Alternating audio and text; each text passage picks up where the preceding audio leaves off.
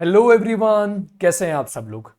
Interpretation of statutes की इस series में आज मैं आपके साथ बात करने वाला हूं टाइप्स ऑफ स्टैट्यूट्स के बारे में। क्या आपने सोचा है कि अलग अलग स्टैट्यूट्स को कितनी कैटेगरी में डिवाइड किया जा सकता है? और क्या आपने ये कभी सोचा है कि consolidating statutes, codifying statutes, temporary statute, ये सारे जो टर्म्स हैं बेसिकली इन टर्म्स का क्या मीनिंग है? और भी कई टाइप्स हैं इंस्टीट्यूट्स के जिनके बारे में मैं इस वीडियो में डिस्कस करने वाला हूं और सबको डिस्कस करने वाला हूं with the help of examples, ताकि आज के बाद आपको इस टॉपिक में कोई डाउट, कोई कंफ्यूजन ना रहे। तो चलिए वीडियो को शुरू करते हैं एंड सबसे पहले ये बात करते हैं कि स्टैट्यूट्स को कितनी कैटेगरीज में और कैसे कैसे डिवाइड किया जा सकता है। तो बात करते हैं, एक स्टैट्यूट है जो बेसिकली किसके ऊपर है? ड्यूरेशन के ऊपर है। सो अगर हम बात करें यहाँ पे ड्यूरेशन के ऊपर, so on the basis of duration दो कैटेगरीज यहाँ पे मैंने रखी है जिस पे हम स्टैट्यूट्स को डिवाइड कर सकते हैं। So the first one is permanent statute. तो परमानेंट स्टैट्यूट वो है जिसके लिए कोई टाइम ड्यूरेशन फिक्स ना हो कि वो कब तक वैलिड रहेगा। और इसके अपोजिट जो आता है वो आता है टेम्परेरी स्टैट्यूट, जिसका पीरियड ऑफ ऑपरेशन जो है वो पहले से फिक्स्ड है, यानी कि उस लॉ में ही लिखा हुआ है कि ये एक्ट कब तक वैलिड होगा। जैसे कि यहाँ पे एग्जांपल देखिए आप, फाइनेंस एक्ट। तो अगर आप फाइनेंस एक्ट का एग्जांपल देखोगे तो फाइनेंस एक्ट बेसिकली यहाँ पे लिखा होता है कि फाइनेंस एक्ट जो है बेसिकली हर साल गवर्नमेंट इंट्रोड्यूस करती है और उसके थ्रू बहुत सारे नए नए अमेंडमेंट्स और चेंजेस आते हैं। तो वो अपने आप में एक तरीके का टेम्परेरी स्टैट्यूट है। यहाँ जो इसका नाम है ना, वो नाम ही सेल्फ एक्सप्लेनेटरी है, जो ये खुद कह रहा है पीरियड ऑफ ऑपरेशन और validity has been fixed by the statute itself. For example finance act. और परमानेंट स्टैट्यूट वो है जिसका कि कोई ऐसा टाइम ड्यूरेशन फिक्स ना हो। ऐसे बहुत सारे लॉज हमारे आसपास हैं, चाहे सिविल हो, क्रिमिनल हो या कमर्शियल हो, जो कि बेसिकली परमानेंट नेचर के हैं। अब हम बात करते हैं कि on the basis of object, object के बेसिस पे हम किसी भी स्टैट्यूट को कितनी कैटेगरीज में डिवाइड कर सकते हैं। तो यहाँ एक एक करके मैं सारी कैटेगरी के बारे में बात करता हूँ। सबसे पहले यहाँ मैं बात करूँ किसके बारे में? कोडिफाइंग एंड साथ ही साथ कंसोलिडेटिंग स्टैट्यूट के बारे में। अब ये कोडिफाइंग स्टैट्यूट क्या होता है? सो बेसिकली कोडिफाइंग स्टैट्यूट वो है जो कोडिफाई करे किसी लॉ को, विच कोडिफाइज द लॉ, और वो लॉ किसी स्पेसिफिक सब्जेक्ट के ऊपर हो। जैसे कि the code contains the pre existing provisions in different statute. अलग अलग लॉज में जो लॉ बना हुआ है उसको एक ही जगह पर लेकर आता है कौन? कोडिफाइंग स्टैट्यूट। और यहां पे ये बेसिकली इसको ऑर्डरली क्या करता है? ऑर्डरली स्टेटमेंट क्रिएट करता है of rules law on a given subject. ठीक है। और as well as the common law on it, जो पहले कॉमन लॉ है उसको भी क्या कर लिया, उसमें शामिल कर लिया। और इसका बेस्ट एग्जांपल मैं दूंगा Hindu succession act 1956। This is the best example. ये सारे एग्जांपल्स मैं बेसिकली इसलिए आपको दे रहा हूं ताकि आपको ये समझ में आ जाए कि ये एग्जैक्टली लॉ कौन सा है। अब यहां पे एक और लॉ जिसके बारे में मैं बात कर रहा हूं, and that law is consolidating statute. और कंसोलिडेटिंग स्टैट्यूट कौन सा है? This is basically a law on a particular subject at one place. अब ये सारे जितने भी पुराने लॉज हैं उन लॉज को बेसिकली क्या कर रहा है? सारे लॉज को कंसोलिडेट करके एक ही जगह पे प्रेजेंट कर रहा है। सीपीसी के लिए भी हम बोलते हैं कि CPC is a consolidating law. इसी तरीके से सीआरपीसी के लिए भी कहा जाता है कि सीआरपीसी क्या है? CrPC is also a consolidating law. तो ये एग्जाम्पल्स तो ठीक है, लेकिन अब आपके दिमाग में ये क्वेश्चन जरूर आ रहा होगा कि sir codifying statute and consolidating statute, इन दोनों को कैसे डिफरेंशिएट कर सकते हैं? इन दोनों में क्या डिफरेंस है? मुझे पता है कि आपके माइंड में ये क्वेश्चन जरूर आ रहा होगा, तो इस क्वेश्चन का आंसर सुनिए। जब हम बात करते हैं कंसोलिडेटिंग स्टैट्यूट की, तो उसमें सारे के सारे जो पहले वाले लॉज हैं, जो फॉर्मर स्टैट्यूट्स हैं, वो पूरी तरीके से रिपील हो जाते हैं। जब हम बात करते हैं किसकी? कंसोलिडेटिंग स्टैट्यूट की जब हम बात करते हैं। Is it clear? लेकिन जब हम बात करते हैं कोडिफाइंग स्टैट्यूट की, तो उसमें जो फॉर्मर लॉज होते हैं, फॉर्मर लॉज सर्वाइव करते हैं। फॉर्मर लॉज सर्वाइव करते हैं। दूसरा डिफरेंस, कोडिफाइंग स्टैट्यूट जो है वो basically self contained and complete होता है। It is self contained and complete, लेकिन कंसोलिडेटिंग स्टैट्यूट में ऐसा नहीं होता। ठीक है, दूसरा पॉइंट हमने देख लिया। नाउ थर्ड पॉइंट जो डिफरेंस का है उसको समझिए। कंसोलिडेटिंग स्टैट्यूट में जजेस क्या कर सकते हैं, पुराने वाले लॉ को रेफर कर सकते हैं और जुडिशियल डिसीजंस को भी रेफर कर सकते हैं। ठीक है, यानी कि जो लॉ पहले रिपील हो चुके हैं, जो लॉ पहले रिपील हो चुके हैं, उनको भी जजेस for the purpose of interpretation refer कर सकते हैं in case of consolidating statutes. लेकिन वही मैं बात करूं कोडिफाइंग स्टैट्यूट की, तो उसमें कोड जो है वो बेसिकली जो कोडिफाइंग स्टैट्यूट है उसके बियॉन्ड नहीं जाते। कब तक बियॉन्ड नहीं जाते? अनलेस कोड जो है वो साइलेंट है या एम्बिग्विटी है।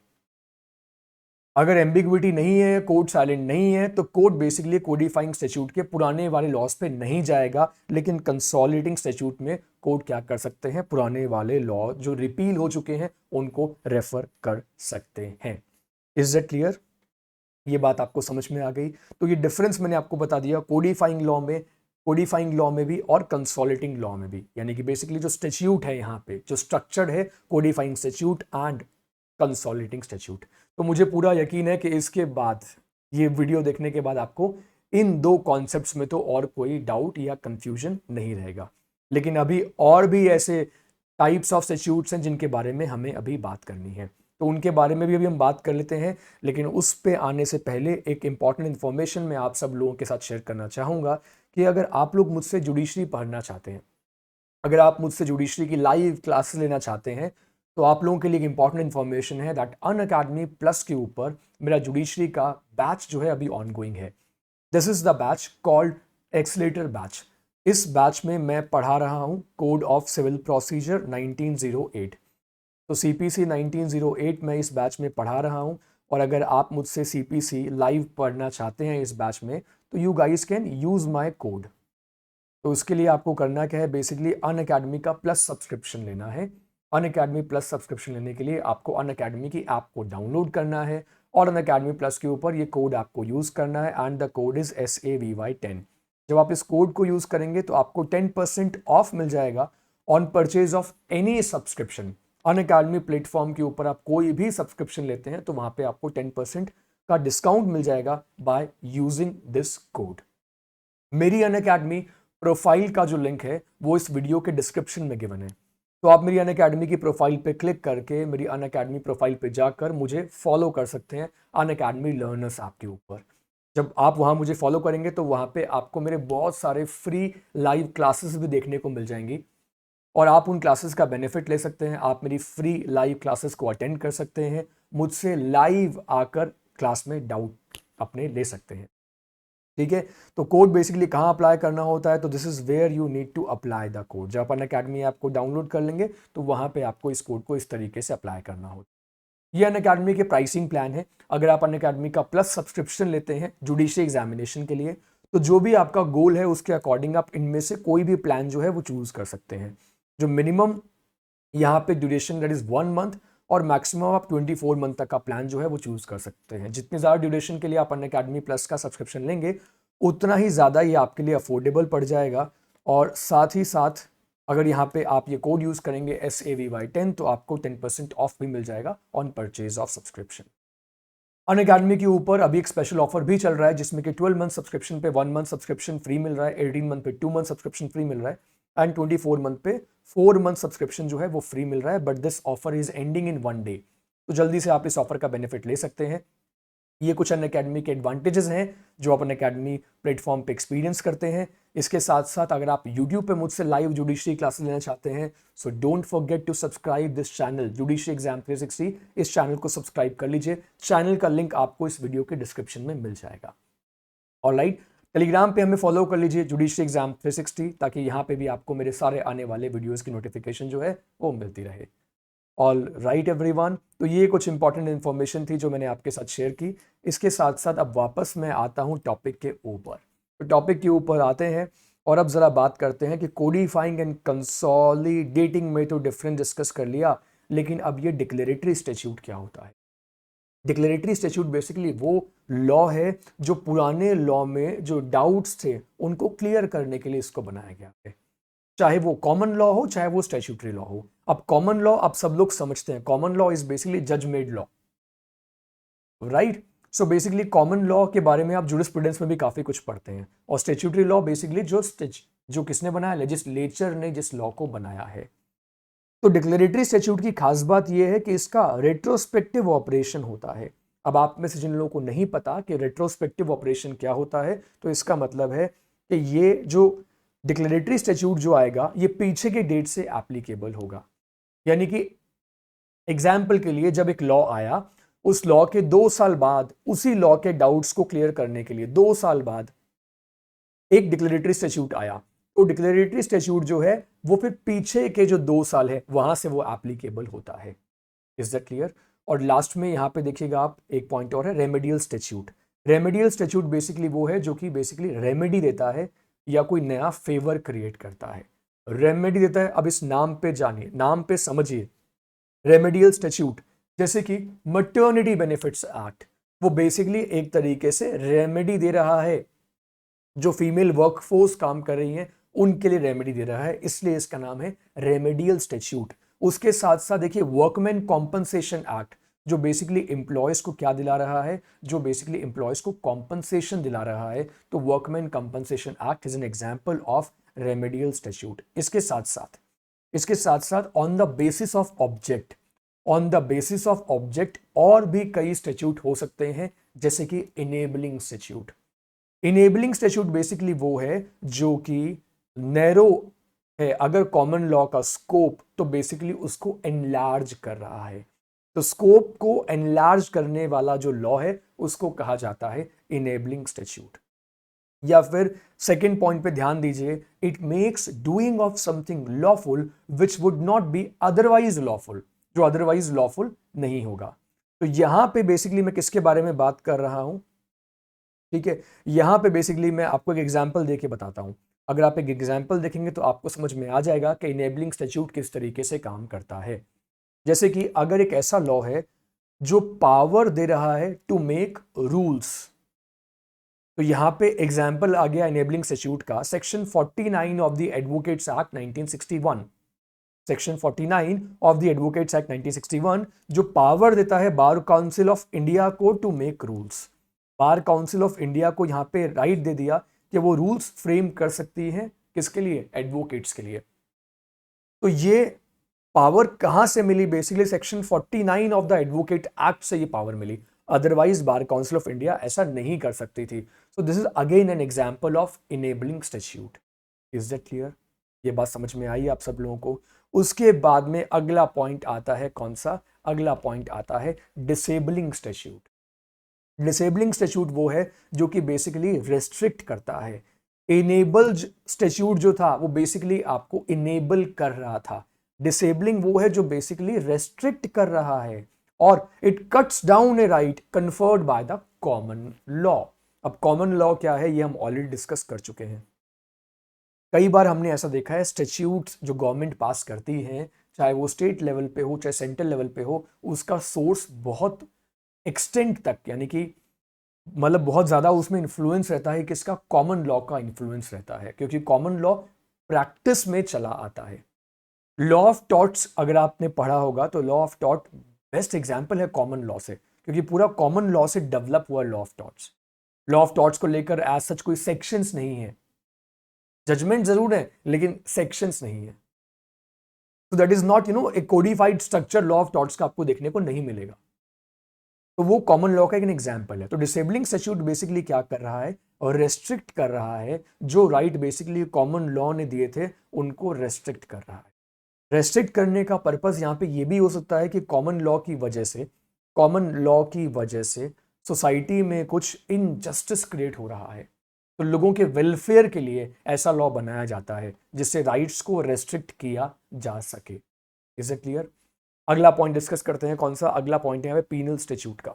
और पीनल स्टैट्यूट बेसिकली कौन सा है? Which basically punishes certain acts और रॉन्ग्स, जो बेसिकली पनिशमेंट देता है, जैसे कि इंडियन पीनल कोड, जैसे कि prevention of food adulteration act 1954, जैसे कि आर्म्स एक्ट 1959। अब यहाँ पे नाम ही सेल्फ एक्सप्लेनेटरी है, जो हमें बता रहा है कि बेसिकली पीनल स्टैट्यूट किसे कहते हैं।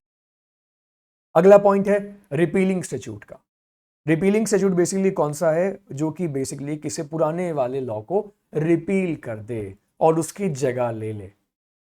तो repealing statute is one which repeals an earlier statute. For example यहां पे आप देखिएगा कोड ऑफ क्रिमिनल प्रोसीजर 1898 को रिपील कर दिया एंड री इनैक्टेड किया गया, कोड ऑफ क्रिमिनल प्रोसीजर 1973। तो कोड ऑफ सिविल प्रोसीजर 1973 से पहले कौन सा लॉ था, कोड ऑफ क्रिमिनल प्रोसीजर 1898, तो उसको रिपील करके नया लॉ बना दिया गया। तो this is now N example of repealing statute. उसके बाद अगला पॉइंट यहां पे देखिए, क्यूरेटिव और वैलिडेटिंग स्टैट्यूट। अब क्यूरेटिव स्टैट्यूट बेसिकली कौन सा है, जो कि क्योर करता है किसी डिफेक्ट को जो किसी प्रायर लॉ में हो, प्रायर लॉ में हो, और to validate legal proceeding instrument और acts of public and private administrative authorities. तो यहां पे बेसिकली ये होता है क्यूरेटिव और वैलिडेटिंग स्टैट्यूट। कई बार एग्जिस्टिंग लॉ में इस तरीके से अमेंडमेंट्स किए जाते हैं, और अमेंडमेंट करके प्रायर लॉ के जो डिफेक्ट्स थे उनको क्योर किया जाता है इन क्यूरेटिव और वैलिडेटिंग स्टैट्यूट। तो वहां पे कुछ इस तरीके से लिखा होता है कई बार, notwithstanding any judgment, decree और order of any court, right. तो इस तरीके से बेसिकली उसके एरिया को यहाँ पे हमने क्या कर दिया, उसके एरिया को यहाँ पे स्कोप को एनलार्ज कर दिया, ठीक है, डिफेक्ट को क्योर कर दिया जो प्रायर लॉ में एग्जिस्ट कर रहा था, ठीक है। उसके बाद में एक्सप्लेनेटरी स्टैट्यूट कौन सा है, जो किसी लॉ के प्रोविजन को एक्सप्लेन करता है। जैसे कि पहले था रॉयल माइंस एक्ट 1688 जो ब्रिटेन में पास हुआ था, और उसी लॉ को एक्सप्लेन करने के लिए बाद में एक लॉ आया रॉयल माइंस एक्ट 1963, जिसका पर्पस था कि बेटर एक्सप्लेनेशन हो ऑफ द अर्लियर एक्ट। तो पुराने लॉ की बेटर एक्सप्लेनेशन के लिए कौन सा लॉ आया, एक्सप्लेनेटरी स्टैट्यूट यहां पे आया। उसके बाद अगला एग्जांपल देखिए, टेक्सिंग स्टैट्यूट। और ये टेक्सिंग स्टैट्यूट का एग्जांपल क्या है, income tax act, wealth tax, sales tax. तो इसको लेकर जितने भी लॉ हैं, जीएसटी का लॉ ले लीजिए, ये सब के सब टेक्सिंग स्टैट्यूट का एग्जांपल है। ऑल राइट एवरीवन, तो मुझे पूरी उम्मीद है कि आज के इस सेशन से आपको बहुत वैल्यू मिली होगी। आपको टाइप्स ऑफ स्टैट्यूट का टॉपिक तो पूरी तरीके से क्लियर हो गया होगा, और इसमें आपको अब कोई डाउट, कोई कंफ्यूजन कभी भी नहीं रहेगा। अगर आपको ये वीडियो पसंद आया तो वीडियो को लाइक जरूर कीजिएगा, चैनल को सब्सक्राइब करना तो बिल्कुल मत भूलना, अपने दोस्तों के साथ वीडियो को शेयर कीजिएगा जितने भी लोग इंटरप्रिटेशन ऑफ स्टैट्यूट्स को पढ़ना चाहते हैं। अगर आपने अभी तक मेरे इंटरप्रिटेशन ऑफ स्टैट्यूट्स के और वीडियोस को नहीं देखा है तो चैनल पे आपको बाकी के वीडियोस भी मिल जाएंगे, उन वीडियोस को भी देखिए और अपने नॉलेज को आगे बढ़ाइए। मैं आप लोगों से मिलता हूं अपनी नेक्स्ट वीडियो में। Take care, God bless you all, bye bye.